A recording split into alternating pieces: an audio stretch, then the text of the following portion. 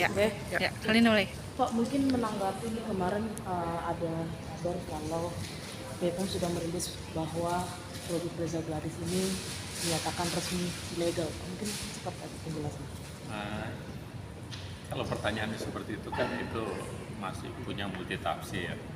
Yang penting begini, Badan POM itu sebagai lembaga negara, dia berdiri di atas aturan, dia berdiri di atas undang-undang.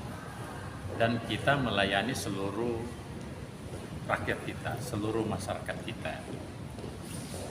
Nah, jika ada masyarakat kita punya konflik, karena ada konflik kepentingan, misalnya satu orang menuntut yang lain, tentu Badan POM secara objektif akan bertindak sesuai dengan apa yang menjadi kewenangannya.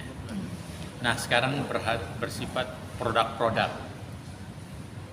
Siapapun produk yang memiliki dan melanggar aturan, tentu kita telah tindaki. Oleh karena itu, Badan POM berkomitmen bersikap netral. Ini penting supaya Badan POM jangan diseret ke kanan, jangan diseret ke kiri. Itu wajib Badan Pengawas Obat dan Makanan itu berdiri di tengah-tengah. Landasannya apa? Aturan. Landasannya apa? Undang-undang. Landasannya apa? Tentu peraturan. Baik itu peraturan Badan POM itu sendiri, peraturan presiden, ataupun peraturan pemerintah, atau undang-undang yang dikeluarkan oleh negara. Itulah landasannya Badan POM berdiri. Dia berdiri tegak terhadap undang-undang. Nah, sekarang jika ada warga kita, taruhlah sekarang ada pesohor yang lagi dituntut oleh pesohor lain di pengadilan. Nah, kalau ada yang pengadilan membutuhkan saksi ahli atas berbagai keputusan, Badan POM siap sedia sebagai lembaga negara untuk memberikan penjelasan sesuai dengan aturan dan penjelasan sesuai yang seharusnya dan tidak memihak ke kanan atau ke kiri. Kita berdiri di tengah-tengah. Nah, terhadap seperti yang salah seorang pesohor yang punya produk yang ternyata produk itu melanggar. Sebetulnya kan produk itu telah kita tindakin sebetulnya. Di mana kita tindakinya yaitu tanggal 2 November 2024 tahun lalu. Itu kan telah diumumkan dan tidak hanya pesohor itu yang punya, semua yang lain kita umumkan kan. Jadi tidak berpihak kepada. Nah, sekarang bagaimana yang dilakukan oleh pesohor tersebut? Saya tidak bisa menyebutkan brand atau nama karena saya ini kepala Badan POM, itu tidak bisa berpihak karena semua statementnya bisa bermanifestasi hukum, ya. Jadi contohnya misalnya ada produk yang tanggal 4 November tahun 2024 kita telah putuskan 4 atau 2 ya saya lupa. Yes. Yang jelas bulan November tahun 2024 kita sudah umumkan itu melanggar dan itu diumumkan secara bersama-sama, bukan hanya pesohor tersebut punya produk tapi tentu produk-produk lain juga kita umumkan. Seingat saya ada 16 produk yang kita umumkan saat itu.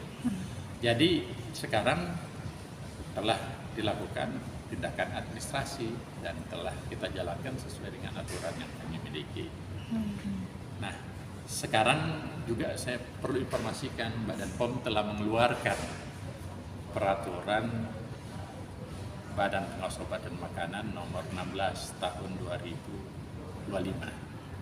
Nah, peraturan ini secara guidance telah menetapkan aturan, tata cara, model, dan sejauh mana sebuah produk bisa direview, ya kan? Kami bahkan berharap seluruh masyarakat bisa menggunakan haknya sebagai masyarakat, tetapi tentu ada rambu-rambunya. Rambu-rambunya harus berbicara sesuai dengan kompetensi, harus membahasakan secara jujur apa adanya, bukan berdasarkan sekedar kepentingan. Kemudian hal yang lain lagi yang di rambu-rambu itu dijelaskan jika terjadi sesuatu yang di luar jalur itu, maka Badan Pengawas Obat dan Makanan bisa memberikan sanksi. Sanksi yang kita bisa lakukan administrasi, tetapi bisa juga memproses kepada tahap berikutnya sesuai dengan Undang-Undang Kesehatan, ya kan? Sesuai dengan Undang-Undang Dagang dan sesuai dengan Undang-Undang ITE. Itu juga bisa diproses dan tentu prosesnya selalu di pengadilan. Nah, sekarang mengenai case tadi, saya juga baca di sosial media, jadi teman-teman yang lihat ada komen-komen yang menganggap Badan Pengawas Obat dan Makanan berpihak. Kita tidak berpihak sama sekali. Badan POM tidak bisa dibayar. Badan POM tidak bisa, kita berdiri di atas aturan. Dan sekarang kalau siapapun yang melanggar, kita akan tindaki. Itu sih. Pak, itu kan tadi seperti yang penjelasan Bapak, produk itu sudah ditarik 2024. Tapi kan sampai saat ini pihak yang bersangkutan masih kembali menurut Nah, Bapak. kita tidak ada lagi. Saya belum selesai, Pak. Yang menjadi pertanyaan saya adalah apa yang dilakukan, tindakan apa yang dilakukan oleh BPOM ketika orang itu masih bebal juga, Pak, mungkin untuk penutupan klinik kah atau seperti apa gitu. Otoritas Badan POM tidak bisa menutup klinik, ya. Kenapa? Karena itu otoritasnya di Kementerian Kesehatan, Dinas Kesehatan. Sementara Badan POM hanya berhubungan dengan produknya. Nah, produknya kita sudah putuskan, kan? Apalagi kalau dia ilegal, tentu kita bisa sita, kan, gitu. Intinya begitu. Dan kalau yang berhubungan dengan dokternya, berhubungan dengan kliniknya, itu bukan kewenangan kami. Karena kita berhubungan dengan produk. Nah, kalau misalnya ada produk ilegal yang dijual, tentu kita bisa tarik dari peredaran obat tersebut. Sementara kalau dia dijual di klinik, kliniknya kita tidak bisa pakai. Itu masuk kepada Undang-Undang Kesehatan, dan berdasarkan Undang-Undang Kesehatan itu domainnya Kementerian Kesehatan.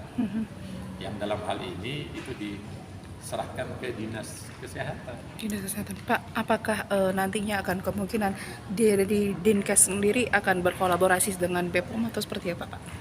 Saya kira seperti itu.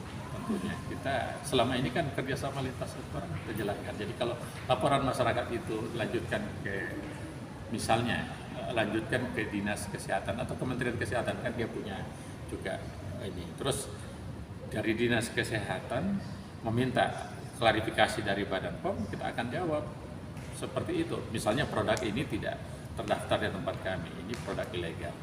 Dan oleh karena itu kerjasama dengan Badan POM, Badan POM-nya mengambil produknya, menyita produknya, sementara kliniknya tentu Kementerian Kesehatan, Dinas Kesehatan yang menjawab. Kami tidak punya otoritas untuk menutup atau membuka klinik ke Kementerian Kesehatan. Pak, tapi apa sih menjadi indikasi BPOM bertindak? Kalau apotik, kami punya instalasi kefarmasian namanya. Apa yang menjadi indikasi dari BPOM untuk menarik produk dari Reza Gladys ini, Pak? Apakah karena penggunaan suntik atau seperti apa? Saya kira begini, kan intinya itu semua sudah dijelaskan di press release kami, bahkan sudah dipublish. Tinggal di copy paste saja apa yang itu kan saya tanda tanganin itu. Berarti membenarkan penggunaan suntik pada produknya Reza Gladys, Pak? Ini salah berarti. Siapa yang membenarkan? Tidak ada yang membenarkan itu. Tidak ada yang membenarkan. Buktinya bahwa Badan POM tidak membenarkan. Badan POM telah mengambil keputusan, telah mengumumkan, dan semua yang berhubungan dengan itu kita cabut dan kita umumkan, menurunkan warning kepada masyarakat jangan gunakan produk ini karena melanggar. Tapi kabarnya klinik Reza Gladys juga sudah akan disegel. Itu seperti apa? Nah, itu urusannya Kementerian Kesehatan, bukan urusannya Badan POM itu. Pak, berarti masih ada produk-produk yang mungkin masih tindak lanjuti oleh BPOM dalam case pesohor ini ya, Pak? Masih ada nggak kira-kira produk yang akan muncul lagi? Ya, tentu semua produk sekarang bukan hanya pesohor, kita evaluasi dan sekarang lagi dievaluasi di kedeputian terkait. Kalau berhubungan dengan obat di kedeputian 1, kalau berhubungan dengan kosmetik, skincare di kedeputian 2. Dan tentu penindakannya nanti di kedeputian 3 akan bertindak.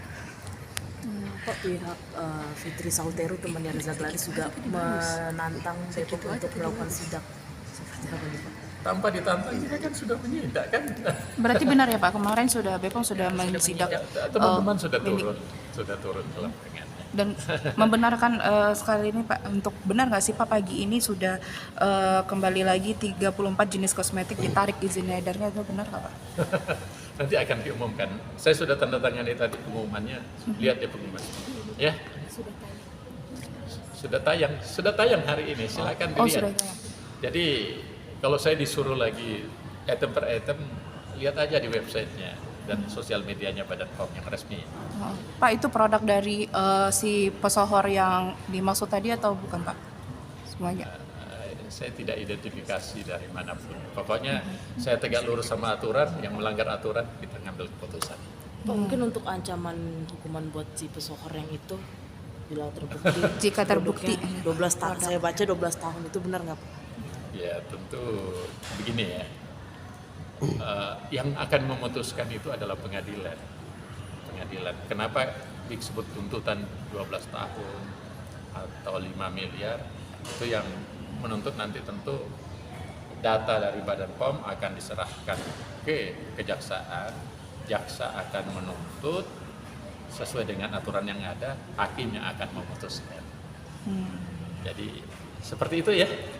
Berarti yang soal temannya Fitri Sautero itu jawab Jangan diarahkan terus begitu.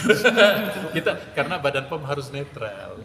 Badan POM harus netral, berdiri tengah-tengah. Iya kan? Bisa Bu, udah. Kan sayang lembaga yang begini besar untuk satu orang gitu. Kita harus ya, terima berarti kasih. dia Terima terima- kasih. Siapa saja.